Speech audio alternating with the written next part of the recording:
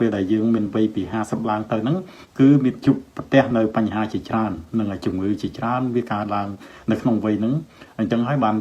យើងតែងតែនិយាយថាពេលដែលយើងវ័យចំណាស់គឺជំងឺគ្រប់មុខវាចិត្តតែចេញមកគឺដោយសាររាងកាយរបស់យើងពីមួយថ្ងៃទៅថ្ងៃគឺវាចាប់ផ្ដើមចុះទ្រុឌទ្រោមតើយើងតើគួរតែធ្វើយ៉ាងម៉េចដើម្បីការពារនៅពេលដែលយើងមានវ័យពី40ក្រាស់50ឡើងទៅហ្នឹងតើយើងគួរតែប្រយ័ត្នគួរតែថែរក្សាសុខភាពតាមវិធីណាយើងគួរតែប្រើនៅប្រភេទវីតាមីនប្រភេទរ៉ែអីប្រភេទណាខ្លះដើម្បីជួយទ្រទ្រង់ដើម្បីជៀសវាងនឹងការជំងឺដែលអាចកើតឡើងនៅពេលដែលយើងមានវ័យពីលើសពី50ឡើងទៅ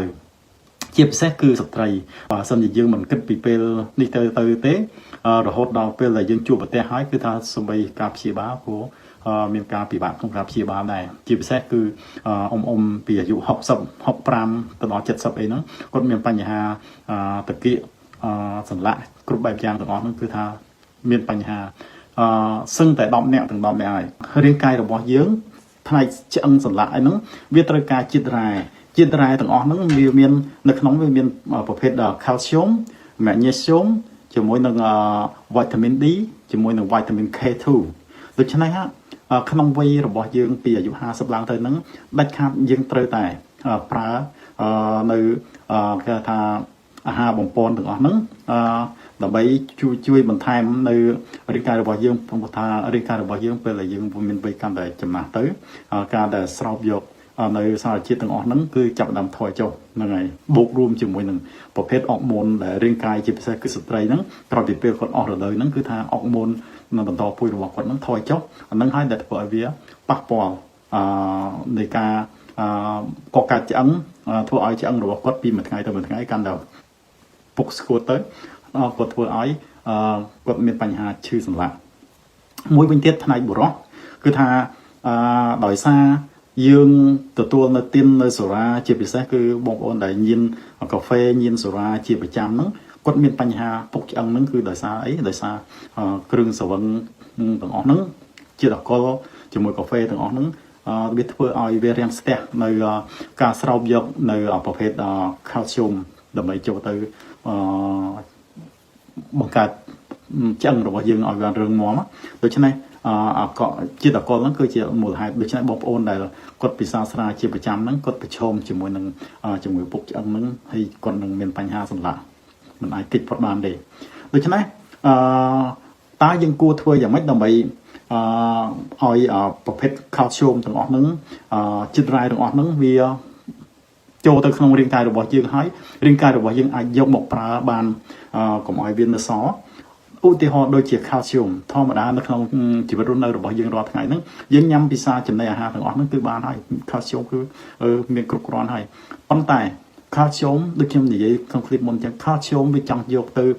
រាងកាយរបស់យើងចង់យកទៅបំពន់ឆ្អឹងបង្កកើតបានជាឆ្អឹងលុះត្រាតែវាមានសារជាតិរ៉ែមួយចំនួនទៀតដែលក្នុងនោះវាមានដូចជា magnesium vitamin D vitamin K2 ដូច្នេះទាំងអស់ហ្នឹងដែលវាជាធាតុផ្សំមួយដើម្បីជួយដឹកនាំ calcium ដែលយើងទទួលទានអាហារចូលទៅហ្នឹងវាយកទៅដើម្បីទៅកកើតឲ្យជើងជាឆ្អឹងរបស់យើងហ្នឹងឲ្យវារឹងមាំប៉ុន្តែតួនាទីរបស់វាមានតួនាទីផ្សេងជាតិរ៉ែទាំងប្រមាណដូច្នេះក្នុងរីត្រីនេះខ្ញុំលើកយកតែ3សារធាតុរ៉ែហ្នឹងដើម្បីចែកចម្លើយជូនបងប្អូនហើយសារធាតុទាំងអស់ហ្នឹងប្រភេទវីតាមីនទាំងអស់ហ្នឹងពីអាយុ50ទៅខ្ញុំលើកទឹកចិត្តគួរឲ្យបងប្អូនគួរតែប្រើជាប្រចាំដើម្បីការពារក្នុងពេលដែលយើងមានវ័យពី50ក្រាស់60ឡើងទៅហ្នឹងយើងជៀសផុតឬក៏យើងអាចកាន់បន្ថយអំពីអាការៈហ្នឹងហើយអាការៈឈឺចង្កេះឬក៏ពុកឆ្អឹង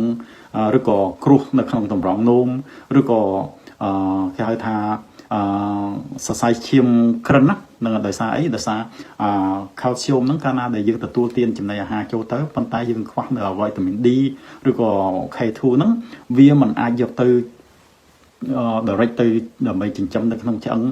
ក៏កើតចេញជាឆ្អឹងវានៅស្កកស្ទះនៅក្នុងឈាមរបស់យើងហើយយើងដឹងហើយក្នុង calcium កាលណាដែលវានៅក្នុងវាចោលក្នុងឈាមរបស់យើងវាធ្វើយ៉ាងម៉េចវាត្រូវការបញ្ចេញមកក្រៅ ឬក៏វានៅកកស្ទះនៅតាមសរសៃឈាមរបស់យើងហ្នឹងនឹងហើយដែលជាដើមហេតុធ្វើឲ្យសរសៃឈាមរបស់យើងហ្នឹងក្រិនរឹងដោយសារ calcium វាកកហើយមានកមcalcium នឹងវាច្រើននៅក្នុងសរសៃឈាមរបស់យើងហ្នឹងវាអាចមានហានិភ័យធ្វើឲ្យយើងមានជំងឺគេថា stroke ឬក៏កាំងបេះដូងដោយសារ calcium ហ្នឹងវាធ្វើឲ្យសរសៃឈាមរបស់យើងរឹងផងវាមានកមនៅក្នុងហ្នឹងផងអាហ្នឹងជាដើមចំឬក៏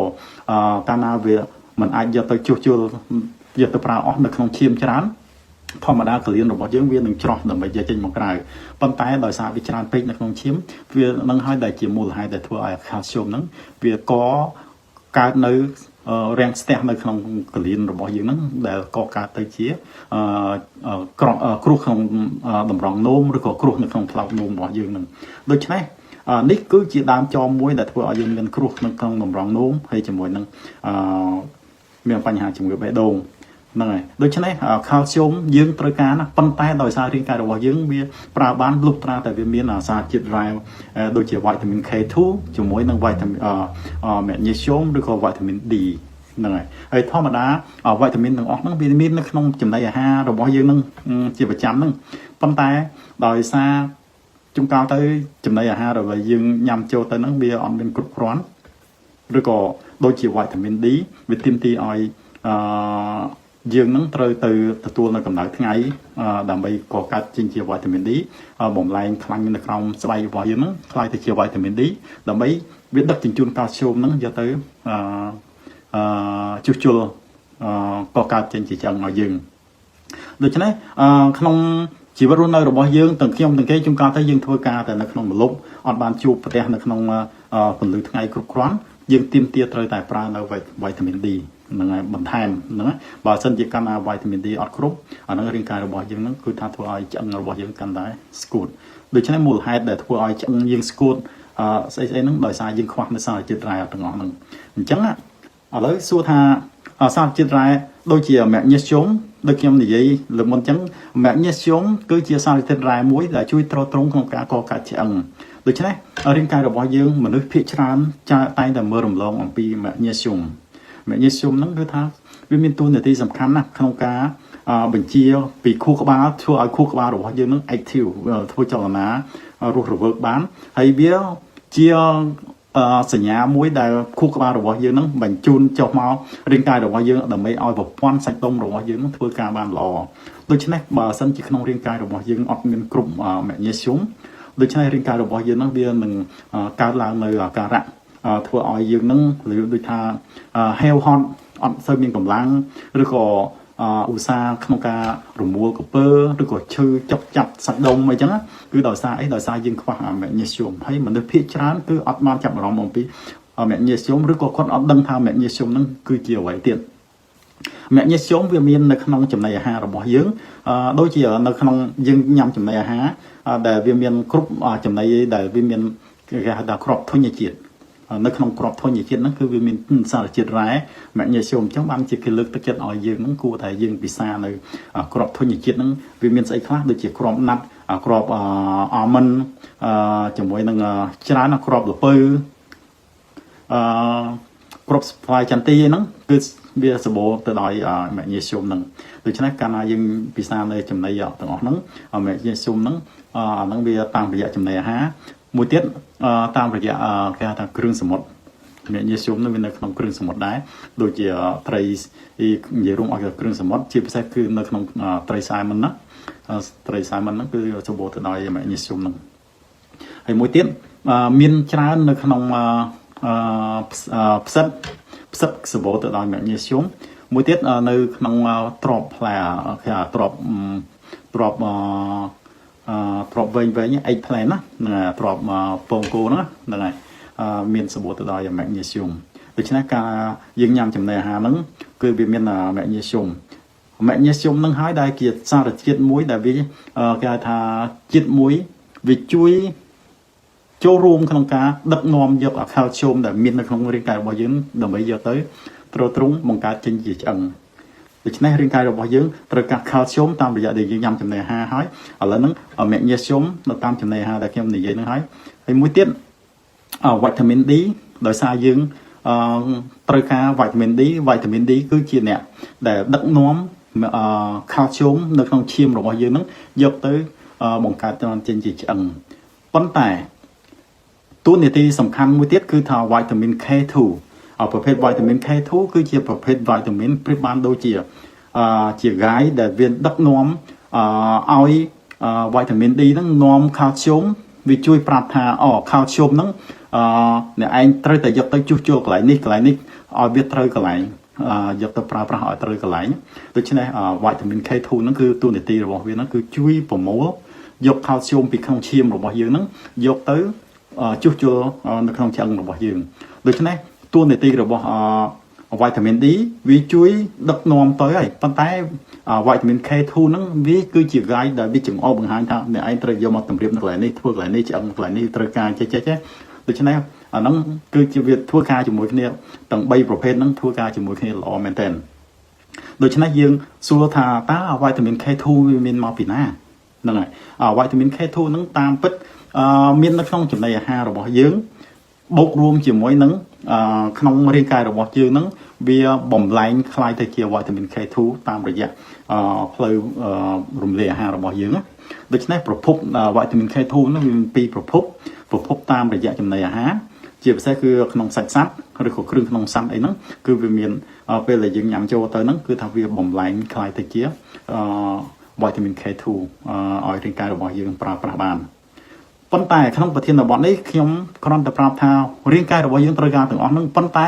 យើងពីអាយុ50ឡើងទៅយើងត្រូវការញ៉ាំនៅប្រភេទវីតាមីនមួយចំនួនហ្នឹងដើម្បីបន្ថែមព្រោះថាតាមរយៈចំណីអាហារដែលយើងញ៉ាំចូលទៅហ្នឹងជាពិសេសវ័យពី50ឡើងទៅហ្នឹងវាស្រូបយកអត់បានគ្រប់គ្រាន់អាហ្នឹងគឺជាដើមចមួយបូករួមជាមួយនឹងការបំរែបំរួលអរម៉ូនរបស់រាងកាយរបស់យើងទៀតអាហ្នឹងកាន់តែធ្វើឲ្យយើងខ្វះដូច្នេះអ្វីដែលខ្ញុំនិយាយក្នុងប្រធានបទនេះខ្ញុំមិនមែនចង់ផ្សាយពាណិជ្ជកម្មអំពីថ្នាំដើម្បីលក់ថ្នាំឬក៏ប្រកបប្រកាសមានភាគហ៊ុនជាមួយក្រុមហ៊ុន pharmacy ថ្នាំអីទេអត់ទេគ្រាន់តែបំណងល្អរបស់ខ្ញុំគ្រាន់តែជួយណែនាំឲ្យបងប្អូនធ្វើឲ្យត្រូវចេះថែរក្សាសុខភាពតាមរយៈញ៉ាំចំណីអាហារដែលខ្ញុំនិយាយអំបញ្ញមិញហ្នឹងមានអាសារជាតិទាំងអស់ហ្នឹងហើយបូករួមជាមួយនឹងយើងត្រូវប្រើប្រាស់នៅគេហៅថាវីតាមីនបំពេញបន្ថែមដែលជាយើងត្រូវការប្រើជាប្រចាំរាល់ថ្ងៃហើយប្រភេទវីតាមីនទាំងអស់ហ្នឹងវាអត់មានប៉ះពាល់ទៅដល់សុខភាពរបស់យើងទេអានេះគឺជាប្រភេទវីតាមីនយើងអាចរកទិញបាននៅគ្រប់ទីកន្លែងទាំងអស់នៅតាម pharmacy ដូច្នេះបងប្អូនមួយចំនួនសួរថាចុះប្រភេទវីតាមីនហ្នឹងមានវីតាមីនស្អីខ្លះហើយយើងស្ត្រីគួរប្រើប្រភេទណាបុរសគួរប្រើប្រភេទណាដើម្បីឲ្យវាសមស្របអញ្ចឹងណាហ្នឹងហើយឥឡូវទី1ខ្ញុំគ្រាន់តែចង់ប្រាប់ថាចំពោះស្ត្រីណាចំពោះស្ត្រីខ្ញុំលើកទឹកចិត្តឲ្យបងប្អូនដែលមានអាយុពី40ខ្នះ50ឡើងទៅហ្នឹងគួរតែចាប់ផ្ដើមប្រើនៅប្រភេទគេហៅថាវីតាមីនប្រភេទនេះតាមពិតទៅប្រភេទវីតាមីននេះវាមានច្រើននៅក្នុងទីផ្សារប៉ុន្តែខ្ញុំគ្រាន់តែលើកយកមួយមកចង់ចង្អុលបង្ហាញបងប្អូនអំពីប្រភេទចំពោះស្ត្រីណាដែលមានអាយុពី50ឡើងទៅហ្នឹងគួរតែប្រើនេះគេហៅថា Super Calcium Vitamin D ជាមួយនឹង Vitamin K2 ណាដូច្នេះក្នុងហ្នឹងវាមាន3ប្រភេទ 3 in 1ណាយើងចំពោះស្ត្រីក្នុងមួយថ្ងៃយើងប្រើតែ2គ្រាប់ក្នុងមួយថ្ងៃណាហ្នឹងហើយពេលដែលយើងញ៉ាំមុនយើងញ៉ាំចំណីអាហារឬក៏ក្រោយយើងញ៉ាំចំណីអាហារក៏បានដែរអាហ្នឹងយើងញ៉ាំអាហ្នឹងទៅគឺថាវាជួយឲ្យដឹកនាំយកcalciumយើងវាជួយបន្ថែមនៅ calcium នៅក្នុងហ្នឹងវាមានគេហៅ super calcium វាមានវីតាមីន K2 ជាមួយនឹងវីតាមីន D3 ដូច្នេះវីតាមីន D ដែល3ហ្នឹងជាមួយ K2 ហ្នឹងគឺវាមានតួនាទីដើម្បីចាប់យក calcium ហ្នឹងបូករួមជាមួយ calcium ដែលយើងតាមរយៈចំណីអាហារយើងញ៉ាំចូលហើយហ្នឹងប៉ុន្តែបើសិនវាខ្វះបន្ថែមក្នុងនោះវាមាន calcium នៅក្នុងនឹងចំពោះស្ត្រីដែលពីអាយុ50ឡើងទៅហ្នឹងអរម៉ូនរបស់គាត់ថយចុះហ្នឹងគាត់ត្រូវការបន្ថែមព្រោះថាឆ្អឹងរបស់គាត់ចាប់ដើមថយចុះខ្សោយណាហ្នឹងហើយដូច្នេះក្នុងមួយថ្ងៃគាត់អាចប្រើបានញ៉ាំ2គ្រាប់ក្នុងមួយថ្ងៃណាហ្នឹងហើយញ៉ាំ2គ្រាប់ក្នុងមួយថ្ងៃមុនពេលញ៉ាំមុនមកអាហារឬក៏ក្រោយពេលអាហារហ្នឹងហើយបានន័យថា ញ៉ាំមិនដឹងចូលទៅនៅពេលដែលមានក្នុងកាពះរបស់យើងហ្នឹងមានចំណីមានអាហារនៅក្នុងហ្នឹងណាដើម្បីវាស្រូបព្រោះវីតាមីន K2 D3 ហើយជាមួយ calcium ហ្នឹងវាជួយដឹកនាំជញ្ជូនឲ្យរាងកាយរបស់យើងហ្នឹងស្រូបយក calcium ដែលតាមរយៈចំណីអាហារដែលយើងញ៉ាំហ្នឹងហើយវាយកទៅជួសជុលឲ្យបានត្រូវតាមកន្លែងដែលតាមត្រូវការបើសិនជាយើងញ៉ាំតែ calcium ឬហើយជាមួយនឹងពៅ calcium គឺអត់ល្អទេយើងប្រើតែ calcium ទៅទេក៏ជាដើមចមមួយធ្វើឲ្យមានបញ្ហាគ្រោះក្នុងតម្រងនោមឬក៏ធ្វើឲ្យយើងមានបញ្ហាជំងឺគេថាសរសៃឈាមធ្វើឲ្យសរសៃឈាមរឹងតាមរយៈដែល calcium ច្រើននៅក្នុងឈាមរបស់យើងប៉ុន្តែវាខ្វះវីតាមីន K2 ជាមួយនឹង D3 ដូច្នេះបងប្អូនត្រូវចាំណា calcium វាយកទៅរាងកាយយកទៅប្រើប្រាស់បានលុះត្រាតែវាមានវីតាមីន K2 ជាមួយនឹង D3 ហ្នឹងបូករួមជាមួយនឹង magnesium ប្រភេទ magnesium នេះគឺថាវាមានច្រើន brand ហ្នឹងគ្រាន់តែខ្ញុំបង្ហាញដូច្នេះខ្ញុំគ្រាន់តែនិយាយមិញហ្នឹងគឺអានេះសម្រាប់ស្ត្រីដែលប្រើប្រភេទវីតាមីនគេថា calcium super calcium ហ្នឹងវាវីតាមីន D3 ជាមួយ K2 អាហ្នឹងក្នុងហ្នឹងវាមាន3ប្រភេទចូលគ្នាតែមួយហើយដូច្នេះក្នុងមួយថ្ងៃយើងញ៉ាំតែ2គ្រាប់ទៅគ្រប់គ្រាន់ហើយរៀងរាល់ថ្ងៃទៅស្ត្រីពី40ក្រាស់ឡើងទៅហ្នឹងខ្ញុំលើកទឹកចិត្តគួរឲ្យប្រើហ្នឹងជាប្រចាំដើម្បីការពារកុំឲ្យយើងចាស់បន្តិចទៅក្នុងយើងកោងចាប់ផ្ដើមឆ្អឹងសន្លាក់កកឆ្អឹងឆ្កេះរបស់យើងហ្នឹងវាចាប់ដើមស្រុតណានឹងស្គួតណាអាហ្នឹងវាធ្វើឲ្យកើតចេញជាជំងឺសរសៃជាច្រើនដែលវាត្បៀតសរសៃឬក៏ធ្វើឲ្យយើងឈឺដៃម្រាមដៃម្រាមអីហ្នឹងគឺវាកើតមកច្រើនណាជាពិសេសបើពី60ឡើងទៅហ្នឹងចាប់ដើមឈឺនៅសន្លាក់តាគៀកជាមួយនឹងជង្គង់ដោយសារអីដោយសារឆ្អឹងរបស់គាត់ហ្នឹងថយចុះចំពោះស្ត្រីហ្នឹងហើយស្ត្រីក៏គួរប្រើប្រភេទ magnesium នឹងដែរអានេះទាំងបរិសុទ្ធស្ត្រីប្រើបានដូចគ្នាក្នុងមួយថ្ងៃ2គ្រាប់ដែរអានេះគេហៅmagnesium បូកជាមួយនឹង glucosamine ណាយើងញ៉ាំអាហ្នឹងទៅវាជួយធ្វើឲ្យរាងកាយរបស់យើងវាយកវីតាមីនយក calcium តាមរយៈចំណីអាហាររបស់យើងយកទៅជួយកការចេញជាឆ្អឹងបានល្អដូច្នេះវីតាមីន D3 K2 calcium magnesium ទាំងអស់ហ្នឹងវាធ្វើការជាមួយគ្នាគឺថា team មួយហ្នឹងហើយបើសិនជាបាត់មួយក្នុងចំណោមទាំងអស់ហ្នឹងក៏ឆ្អឹងរបស់យើងប្រើធ្វើការបានល្អដែរហ្នឹងហើយជាមួយនឹង magnesium នេះមនុស្សភាគច្រើនមើលរំលងអត់បានគិតដល់ពីបញ្ហា magnesium ហ្នឹងគឺថាវាគឺជាសារធាតុរ៉ែមួយយ៉ាងគឺមានផលប្រយោជន៍សំខាន់ណាស់សម្រាប់រាងកាយរបស់យើងដូចខ្ញុំនិយាយខាងដើមអញ្ចឹងជួយសម្រួលឲ្យខួរក្បាលរបស់យើងនឹងបញ្ជាមកសាច់ដុំរបស់យើងធ្វើការបានរលូនហើយបូករួមជាមួយនឹងជួយដឹកនាំពំយក calcium ទៅចិញ្ចឹមឆ្អឹងរបស់យើងឲ្យបានល្អដូច្នេះចំពោះស្ត្រី2គ្រាប់ក្នុងមួយថ្ងៃ magnesium បូកជាមួយ glucosamine ហ្នឹងវាមកសេតជាមួយគ្នាហ្នឹងហើយជាមួយនឹងវីតាមីន D3 ហ្នឹងហើយជាមួយ K2 ហើយ super calcium ហ្នឹង3 in 1ហ្នឹងមួយថ្ងៃ2គ្រាប់នៅពេលយើងមានញ៉ាំចំណីអាហារយើងញ៉ាំចូលទៅហ្នឹងហើយអាហ្នឹងគឺជាប្រចាំអាហ្នឹងគឺយើងវិនិយោគទៅលើសុខភាពរបស់យើងហ្នឹងហើយយើងកុំមើលរំលងបញ្ហាហ្នឹងអញ្ចឹងបានបងប្អូនមួយចំនួនគាត់មានគ្រោះក្នុងតម្រងនោមហេតុអីបានជាគាត់មានគ្រោះក្នុងតម្រងនោមគាត់ដោយសារគាត់មាន calcium គាត់ញ៉ាំចំណីអាហារគ្រប់បែបយ៉ាងគាត់មាន calcium ប៉ុន្តែ calcium ហ្នឹងมันអាចយកទៅប្រើប្រាស់បានដោយសារខ្វះនៅសារជាតិដូចខ្ញុំនិយាយហ្នឹងវីតាមីន K2 វីតាមីន D3 ជាមួយនឹង magnesium ហ្នឹងប្រភេទហ្នឹងទោះបីបងប្អូនកំពុងតែពិសានៅចំណីថ្នាំប្រភេទផ្សេងព្យាបាលជំងឺអីផ្សេងក៏មិនប៉ះពាល់ដែរប៉ុន្តែបើសិនជាបងប្អូនទៅជួបបញ្ជាក់បណ្ឌិតអីចឹងក៏អាចយកថ្នាំហ្នឹងក៏សួរគាត់បន្ថែមទៅដើម្បីឲ្យកាន់តែច្បាស់បន្ថែមទៀតថាតើខ្ញុំកំពុងតែព្យាបាលជំងឺអញ្ចឹងកំពុងតែប្រើហ្នឹងហើយខ្ញុំគួរតែប្រើវីតាមីនទាំង3ប្រភេទដូចលោកលីងពីតែនឹងនិយាយហ្នឹងគឺត្រឹមត្រូវទេហ្នឹងហើយដូច្នេះសួរគេហៅថា second opinion ពីដុកទ័ររបស់យើងបន្តទៀតទៅហ្នឹងហើយអ្វីដែលខ្ញុំចែករំលែកខ្ញុំគ្រាន់តែចែករំលែកឲ្យបងប្អូនចេះថែសុខភាពតាមរយៈហ្នឹងឥឡូវចំពោះស្ត្រីគឺចប់កន្លែងហ្នឹងខ្ញុំចាប់ផ្ដើមឈានចូលមកបរោះវិញចុះបរោះញ៉ាំដូចស្ត្រីបានទេ បានដែរប៉ុន្តែស្ត្រីចំពោះបុរសខ្ញុំមិនលើកទឹកចិត្តឲ្យពិសានៅ calcium បន្ថែមទេចំពោះស្ត្រីក្នុងនេះគេមាន super calcium ណាប៉ុន្តែចំពោះបុរសយើងខ្ញុំលើកទឹកចិត្តមិនបាច់ប្រើ calcium ទេកាលណាយើងប្រើ calcium វាមានហានិភ័យធ្វើឲ្យចំពោះបុរសយើងអុកម៉ូនរបស់បុរសគឺថាមានរហូតទៅដល់អាយុ70 80នៅតែមានអុកម៉ូនបន្តពូជរបស់យើងដែរនៅតែមានបង្កើតមកណាមិនដូចស្ត្រីគឺថាអស់រដូវនៅត្រឹមអាយុ40ជាង50ហ្នឹងគាត់អត់មានអុកម៉ូនប្រភេទហ្នឹងគាត់ទាមទារត្រូវបំពេញបន្ថែម calcium ហ្នឹងប៉ុន្តែចំពោះបុរសខ្ញុំលើកទឹកចិត្តមិនបាច់ប្រើ calcium ទេព្រោះ calcium ហ្នឹងវាបើសិនជាយើងប្រើ calcium ច្រើនហើយបូករួមជាមួយនឹងយើងអត់មានត្រូវ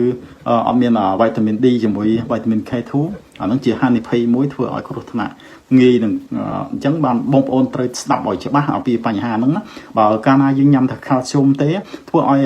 ជួនកាលទៅយើងញ៉ាំចំណីអាហាររាល់ថ្ងៃហ្នឹងយើងញ៉ាំគ្រឿងសមុទ្រជាប្រចាំអីចឹងនឹកឃើញថាដើម្បីពៅឆ្អឹងពៅអីចឹងណាអាហ្នឹងជាត្រូវតែមួយជ្រុងទេបងប្អូនប៉ុន្តែមួយជ្រុងទៀតគឺថាបើសិនជាបងប្អូនប្រើញ៉ាំតែរបៀបហ្នឹងប៉ុន្តែមើលយើងមើលរំលងអត់មានប្រភេទវីតាមីន D3 ជាមួយនឹង K2 ហើយ magnesium ហ្នឹងអាហ្នឹងសារជាតិចំណីអាហារដែលបងប្អូនញ៉ាំគ្រឿងសមុទ្ររាល់ថ្ងៃហ្នឹងគឺថា calcium នៅខាសនៅក្នុងឈាមរបស់យើងហ្នឹងយើងធ្វើឲ្យយើងងាយនឹងកើតនៅជំងឺគ្រោះក្នុងតម្រងនោមអាហ្នឹងជាមូលហេតុដែលយើងធ្វើឲ្យយើងមានគ្រោះក្នុងតម្រងនោមហ្នឹងដោយសារអីដោយសារយើងខ្វះប្រភេទវីតាមីន D3 យើងអត់សូវត្រូវពន្លឺថ្ងៃយើងត្រូវដឹងហើយ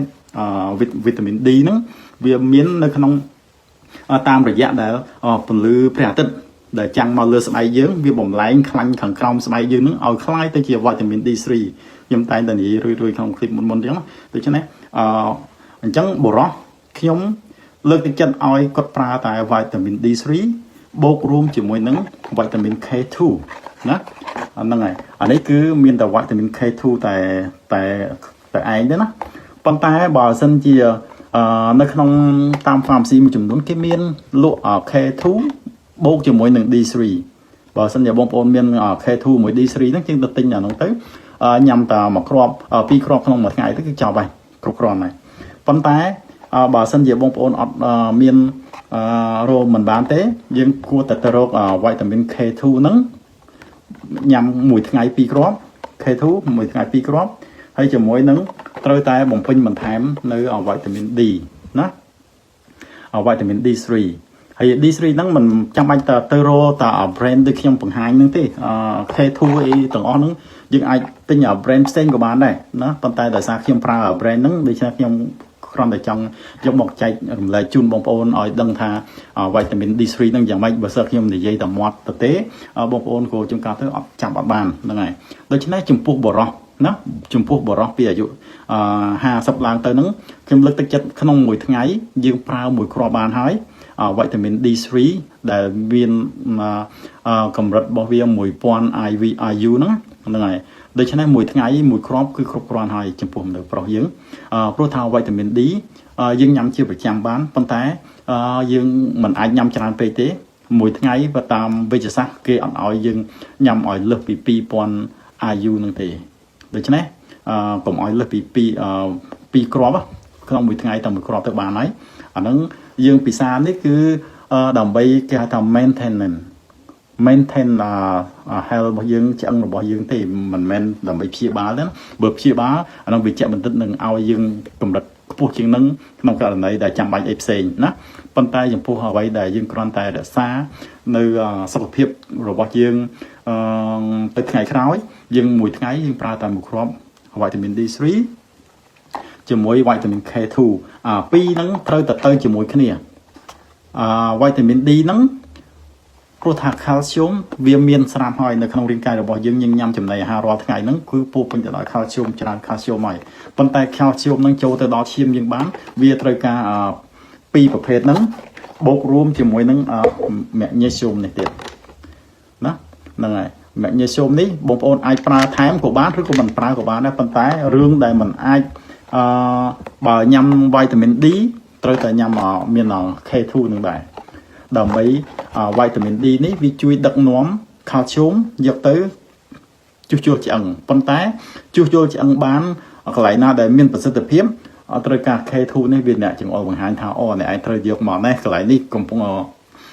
ខ្សោះកំពុងស្គួតយកត្រូវដឹកយកមកកន្លែងនេះហ្នឹងហើយអាហ្នឹងបើវីតាមីន D ហ្នឹងមិនយកនាំខាស្យូមយកទៅនឹងដើម្បីជួសជុលឆ្អឹងរបស់យើងដូច្នេះបងប្អូនត្រូវច្បាស់អញ្ចឹងបរោះមួយថ្ងៃមួយគ្រាប់វីតាមីន D3 ដែលមានកម្រិត 1000 IU ហើយជាមួយនឹងវីតាមីន K2 2 គ្រាប់ណានៅក្នុងមួយថ្ងៃនៅពេលមានចំណីក្នុងពេលយើងញ៉ាំចំណីអាហារហ្នឹងហើយដូច្នេះនេះគឺជារឿងមួយសំខាន់សម្រាប់បងប្អូនក្នុងការថែរក្សាសុខភាពហើយmagnesium នេះទាំងបុរសទាំងស្ត្រីគឺញ៉ាំបានគឺល្អវាជួយឲ្យសាច់ដុំយើងហ្នឹងគឺធ្វើការបានល្អបូករួមជាមួយនឹងធ្វើឲ្យលាមករបស់យើងហ្នឹងគឺទន់លាមកវាអត់យើងអត់ក្តៀនណាហ្នឹងហើយដូច្នេះដោយសារខ្ញុំមិនចង់ឲ្យវីដេអូហ្នឹងវាវែងពេកខ្ញុំក៏សូមសង្ខេបត្រឹមប៉ុណ្្នឹងទៅចុះនេះគឺជាការវិនិយោគសុខភាពរបស់យើងទៅថ្ងៃក្រោយតាមរយៈដែលយើងញ៉ាំនៅអាហារបំពន់ហ្នឹងគឺថាវាអត់មានប៉ះពាល់ទៅសុខភាពទេវាថែមទាំងជួយណាយើងត្រូវប្រើឲ្យដឹងឲ្យវាច្បាស់ដើម្បីជៀសវាងក្នុងការយល់មិនច្បាស់ធ្វើខុសអាហ្នឹងវាធ្វើឲ្យប៉ះពាល់ដល់សុខភាពរបស់យើងណាហ្នឹងហើយអូខេអញ្ចឹងក៏សូមជម្រាបលាហើយសង្ឃឹមថាបងប្អូនអាចស្វែងយល់បានអំពីបញ្ហាហ្នឹងហើយដើម្បីកាន់តែច្បាស់ទៀតបងប្អូនគួរតែទៅសួរបញ្ជាក់បន្ថែមពីវិជ្ជាបណ្ឌិតផ្ទាល់ខ្លួនរបស់យើងសូមជាយោបល់បន្ថែមទៀតហ្នឹងហើយអ្វីដែលខ្ញុំលើកឡើងនេះគ្រាន់ជាបំណងល្អចង់ចែករំលែកឲ្យបងប្អូនយល់ដឹងអំពីបញ្ហាធ្វើយ៉ាងម៉េចដើម្បីឲ្យឆ្អឹងរបស់យើងហ្នឹងវាមានសុខភាពល្អទៅថ្ងៃក្រោយកាត់បន្ថយក្នុងការឈឺចាប់នៅក្នុងមានជំងឺសន្លាក់នៅពេលដែលយើងមានចំណាស់ចាស់ទៅហ្នឹងហើយ